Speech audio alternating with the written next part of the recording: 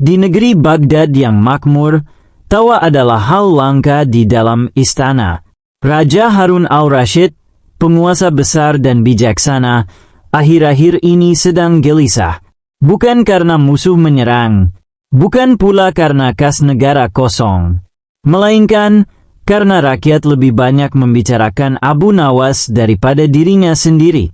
Bayangkan saja, setiap sore di pasar Baghdad, orang-orang berkumpul sambil tertawa keras, menceritakan kelucuan dan kecerdikan si orang miskin yang bernama Abu Nawas. Dari tukang roti sampai jenderal istana pun ikut meniru cara bicaranya. Raja yang biasanya sabar, kali ini merasa tersaingi. Aku ini raja. Mengapa rakyat lebih mengagumi orang tua berpakaian lusuh itu daripada aku yang membangun jembatan dan masjid megah? Gumam sang raja dengan nada kesal sambil memukul meja batu gioknya. Di sampingnya, penasihat kerajaan yang setia, Wazir Jalaluddin, mencoba menenangkan. Paduka, mungkin rakyat hanya mencari hiburan. Abu Nawas memang suka mengocok perut, tapi... Tidak, potong sang raja cepat. Dia membuatku tampak bodoh di depan rakyat. Kali ini, aku akan membuatnya tidak bisa menjawab. Aku ingin memberi dia tugas yang mustahil. Dan malam itu, di dalam kamar megah berlampu minyak, lahirlah sebuah rencana yang konyol sekaligus berbahaya. Sang raja ingin mengalahkan Abu Nawas dengan logika mustahil. Pagi berikutnya, seluruh istana gempar. Raja memerintahkan agar Abu Nawas segera dihadirkan ke singgasana. Para penjaga istana datang ke pasar, dan Abu Nawas yang sedang menukar telur dengan sepotong roti langsung diseret ke istana. Namun seperti biasa, ia tetap santai, bahkan tersenyum sambil bersiul. Ketika memasuki aula kerajaan, ia memberi salam dengan nada jenaka. Assalamualaikum wahai raja yang bijaksana, dermawan, tampan, dan sedikit mudah tersinggung. Semua pengawal menahan tawa. Sang raja menatap tajam. Abu Nawas, hari ini aku ingin melihat seberapa pintar kau sebenarnya. Jika kau berhasil melaksanakan tugasku, aku akan memberimu 1000 keping emas. Tapi kalau gagal, kau akan kujebloskan ke penjara bawah tanah. Abu Nawas mengangkat alis. Wah, kalau begitu hamba akan berusaha agar tidak terlalu berhasil, supaya hamba tidak bingung memilih antara kaya dan masuk penjara. Raja hampir tersedat, tapi ia menahan amarah, lalu dengan suara lantang berkata, "Dengarkan perintahku. Aku ingin kau membakar laut Baghdad." Seluruh istana langsung sunyi. Beberapa prajurit bahkan ternganga, menunggu apakah Abu Nawas akan protes, marah, atau lari. Namun tidak. Abu Nawas hanya berdiri tegak, mengelus janggutnya, lalu menjawab dengan tenang. Baik, Paduka. Hamba hanya memerlukan satu hal. Raja menyipitkan mata. Apa itu? Air dari sumur kerajaan untuk memadamkan apinya nanti. Ruangan meledak dengan tawa. Bahkan Wazir Jalaluddin menunduk menahan senyum. Namun sang raja berdehem keras. Cukup, aku beri waktu 3 hari. Jika kau tak bisa membakar laut, maka siap-siaplah kehilangan kepala. Abu Nawas menunduk sopan, lalu melangkah keluar dengan langkah ringan. Tapi sebelum menyeberangi gerbang istana, ia menoleh dan berkata pelan, Paduka Raja, jangan khawatir. Dalam 3 hari, laut Baghdad akan terbakar, atau hati seseorang akan terbakar karena kesombongannya. Kalimat itu menggantung di udara seperti mantra. Sang raja hanya terdiam, tak tahu apakah ia sedang diancam atau sedang diajak bercanda. Selama 3 hari, Abu Nawas tak terlihat di pasar. Rakyat Baghdad mulai bertanya-tanya, apakah ia menyerah? Apakah ia melarikan diri? Ataukah sedang mencari korek raksasa? Tapi kenyataannya, Abu Nawas sedang mempersiapkan pertunjukan terbesar sepanjang masa. Ia pergi ke dermaga tua, membawa kuali raksasa, sekarung kayu bakar, dan seekor ayam panggang. Anak-anak kampung yang penasaran mengikuti di belakang sambil tertawa. Abu Nawas mau masak laut ya? Atau mau rebus paus? Tidak, tidak, jawab Abu Nawas dengan nada serius. Aku hanya mau ajak laut makan siang dulu sebelum aku bakar. Di tepi pantai, Abu Nawas menyalakan api kecil dan mulai memanggang ayam. Aromanya menyebar ke seluruh pelabuhan. Orang-orang berkerumun, heran melihat Abu Nawas bersenandung riang sambil meniup bara. Hai Abu Nawas, katanya kau mau bakar laut? Mana lautnya?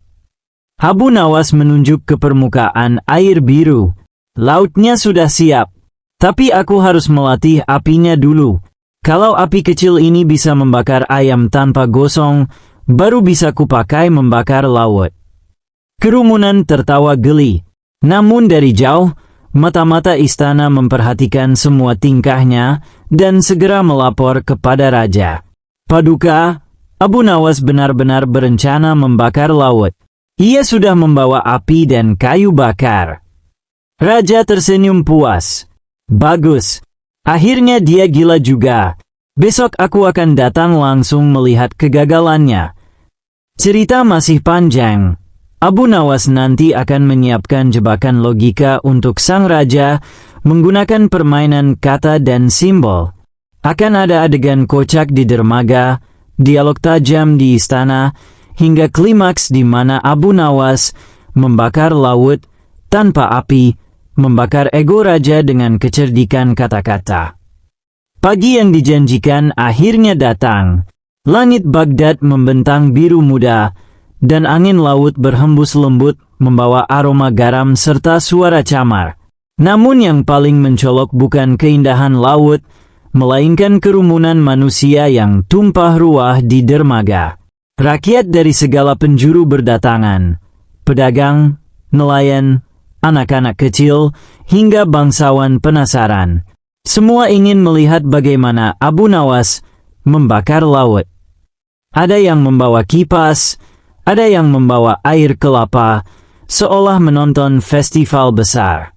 Tak lama kemudian, rombongan Raja Harun al-Rashid datang dengan pengawal lengkap. Teras kayu di tepi pelabuhan disulap jadi panggung kehormatan, dan semua orang menunduk memberi hormat. Sang raja berdiri dengan jubah ungu dan mahkota emas. Wajahnya tegang namun tersenyum sinis. Nah, Abu Nawas, katanya sambil bersuara lantang, inilah hari ketigamu. Mana api yang akan kau gunakan? Mana kayu bakarmu? Atau kau mau bakar mulutmu saja? Gelak tawa meledak dari kerumunan. Tapi Abu Nawas tetap tenang.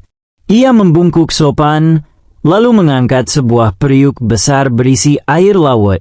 Paduka Raja yang mulia, katanya pelan tapi jelas. Sebelum membakar laut, hamba harus memastikan airnya cukup panas. Maka izinkan hamba memulai dengan mendidihkan sepotong laut kecil terlebih dahulu. Rakyat tertawa sampai terpingkal. Beberapa prajurit sampai jatuh duduk menahan perut. Namun raja hanya menatap dingin. Kau pikir aku main-main, Abu Nawas? Tidak, Paduka, jawab Abu Nawas serius. Justru hamba sedang belajar dari Paduka sendiri, membuat yang mustahil jadi perintah. Raja terdiam sesaat, kalimat itu seperti anak panah yang pelan tapi menusuk. Namun sebelum sempat menanggapi, Abu Nawas sudah menyalakan api kecil di bawah periuk itu. Asap tipis mengepul, dan aroma asin bercampur kayu terbakar menyebar ke udara. Abu Nawas duduk santai di kursi reot sambil meniup bara. Wajahnya tenang penuh keyakinan. Anak-anak kecil bertepuk tangan, seolah menonton sulap. Hai Abu Nawas, teriak seorang nelayan dari kerumunan. Kalau lautnya sudah matang, jangan lupa bumbunya. Semua orang tertawa lagi. Abu Nawas tersenyum, lalu menjawab keras-keras. Tenang, setelah laut ini matang, aku akan suapi Paduka Raja supaya tahu rasanya jadi panas oleh ego sendiri.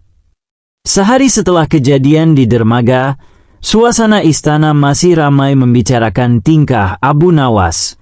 Di pasar, di kedai kopi, bahkan di rumah para bangsawan, semua orang meniru gaya bicara Abu Nawas. Aku tak bisa membakar laut sebelum lautnya datang ke tungku. Ungkapan itu menjadi semacam lelucon nasional di Baghdad. Bahkan anak-anak kecil di gang-gang kecil ikut menirukan. Namun bagi Raja Harun al-Rashid, tawa itu justru menjadi cambuk. Malam itu, Raja termenung di ruang tahtanya yang diterangi lampu minyak. Ia berkata pada Wazir Jalaluddin yang berdiri di sampingnya, "Wazir, apakah aku terlalu keras pada Abu Nawas?" "Paduka," jawab sang wazir hati-hati, "Abu Nawas memang sering menggoda, tapi setiap kata-katanya menyimpan cermin." "Cermin?" "Benar, Paduka. Ia membuat kita menertawakan diri sendiri sebelum dunia menertawakan kita." Raja terdiam. Kalimat itu menancap dalam hati. Namun, rasa penasaran dan gengsi membuatnya belum puas. "Tapi aku ingin tahu," kata Raja perlahan, "apakah Abu Nawas bisa membakar amarahku seperti ia membakar tawa rakyat?" Keesokan harinya, utusan kerajaan dikirim lagi ke rumah Abu Nawas. Ketika utusan tiba, Abu Nawas sedang duduk di halaman rumahnya yang sederhana sambil memberi makan kambing. "Abu Nawas," kata sang utusan, "Raja memanggilmu. Ada urusan penting." "Urusan penting?" tanya Abu Nawas santai. "Apakah Paduka kehilangan mahkota atau kehilangan kesabaran lagi?" Utusan itu hampir tertawa tapi buru-buru menunduk. Abu Nawas pun berangkat ke istana, mengenakan jubah tua dan sandal bolongnya yang sudah menjadi legenda. Raja Harun duduk megah, dengan ekspresi yang kali ini berbeda, lebih lembut, tapi tetap penuh teka-teki. "Abu Nawas," katanya, "aku ingin tahu satu hal. Katamu, api kesombongan bisa membakar laut. Nah, coba jelaskan padaku bagaimana cara memadamkan api kesombongan itu." Abu Nawas tersenyum kecil. Ia menatap mata raja dengan pandangan yang tenang tapi tajam seperti air bening. "Paduka," katanya, "api kesombongan hanya bisa padam jika seseorang tidak takut terlihat kecil di depan kebenaran." "Maksudmu?" "Ketika seorang raja berani tertawa pada dirinya sendiri, maka apinya padam. Tapi jika ia selalu ingin tampak benar, bahkan dalam kesalahan kecil, api itu takkan pernah mati." Raja tertegun. Kata-kata itu menyentuh hatinya lebih dalam dari 1000 khutbah. Namun seperti biasa, Abu Nawas menambahkan bumbu humornya. "Dan jika Paduka masih sulit memadamkan api kesombongan, hamba sarankan gunakan air mata istri Paduka, karena katanya, itu ampuh sekali meluluhkan segala sesuatu." Para pengawal dan dayang menahan tawa.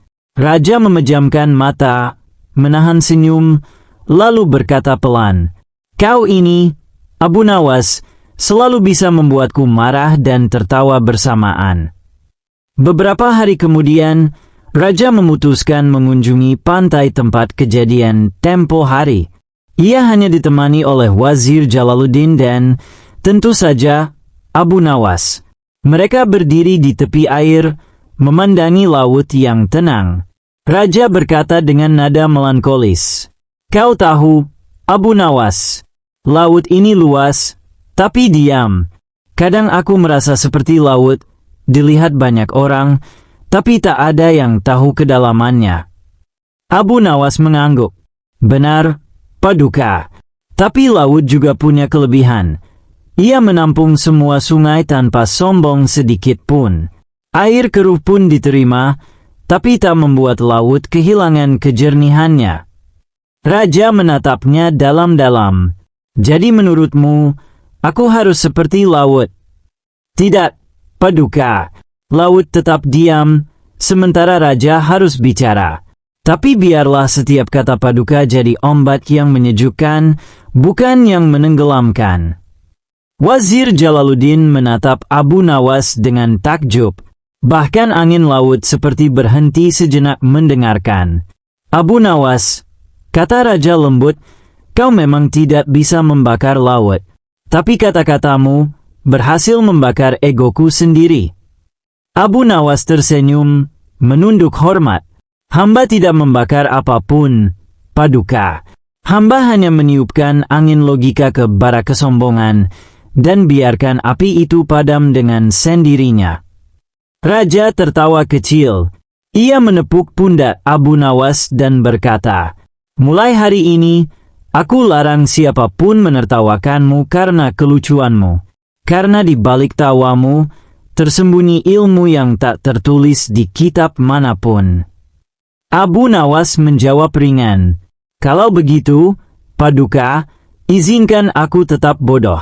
Karena dari kebodohan orang bijak, sering lahir kebijaksanaan yang tak disadari. Raja menatapnya heran.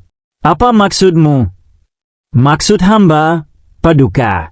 Kadang orang bijak berbicara agar didengar, tapi Abu Nawas berbicara agar dunia tertawa, dan dari tawa itulah kebijaksanaan menyelinap tanpa diundang.